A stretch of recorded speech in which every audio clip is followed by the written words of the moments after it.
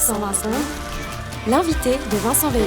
La semaine dernière, le Conseil et le Parlement européen sont parvenus à un accord provisoire sur le bien-être des chats et des chiens. C'est la première fois que des règles minimales sont fixées en la matière à l'échelle de l'UE.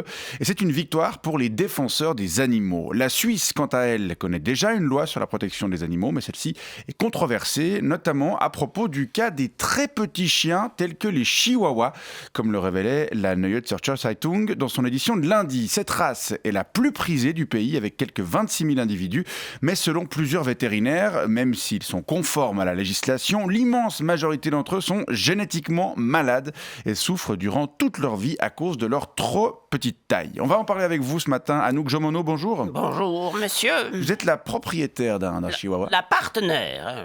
Pardon. Je ne considère pas Rataxès comme une chose que je posséderais. Quel poids fait-il Rataxès ? Alors, lors de la dernière pesée, chez le docteur Bunion, on était à 2 kg 353 grammes, ce qui est un tout petit peu trop, ce qui explique d'ailleurs le fait qu'il soit un peu boudiné de sa vie, Jack, en ce moment.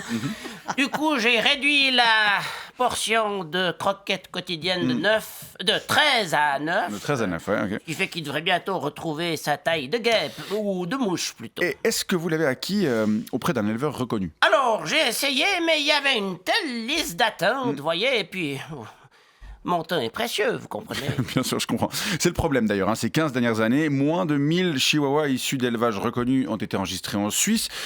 Tous les autres, c'est-à-dire l'écrasante majorité, provenaient d'élevages non reconnus ou situés à l'étranger et ne respectant souvent pas la législation suisse. Pourtant déjà trop laxiste selon certains vétérinaires. Alors, je peux vous garantir que Rataxès est très bien élevé. Il reste bien sagement dans mon sac à main quand je vais à la COP des Faverges. Il ne fait sa gougoute ou sa noisette que dans le bac à sable. Ouais, sauf qu'il est manifestement beaucoup trop petit. Selon une étude vétérinaire citée par la NZZ, en dessous de 4 kilos, un chien est condamné à souffrir toute sa vie. Généralement, ses valves cardiaques sont mal formées, ce qui explique qu'il allait et qu'il tousse tout le temps, quoi. Oui, c'est vrai que Rataxès fait tout le temps... Mais moi, je trouve ça plutôt mignon. Et puis surtout, ça me rassure sur le fait qu'il est toujours vivant. Oui, parce que j'en ai déjà perdu 3, moi, des chihuahuas, monsieur. Le dernier, c'était Goliath. Il avait passé l'arme à gauche après que je lui avais lâché un Ferrero Rocher sur la tête.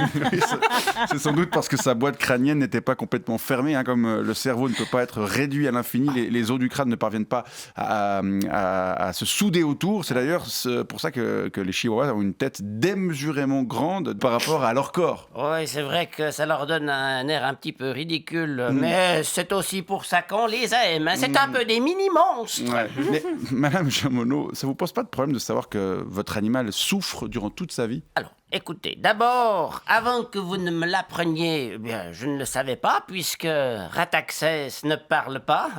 Heureusement d'ailleurs, parce que même si sa tête est démesurée, elle demeure très petite et je doute qu'il ait des choses très intéressantes à raconter. Ensuite, comme tout le monde, je me méfie de ce que peuvent raconter les journalistes et les scientifiques, mais surtout...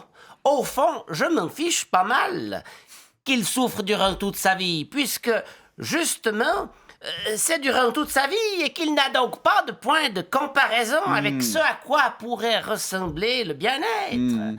C'est un animal de compagnie. Sa fonction est d'être près de moi et le fait qu'il ait mal ici ou là ne change rien.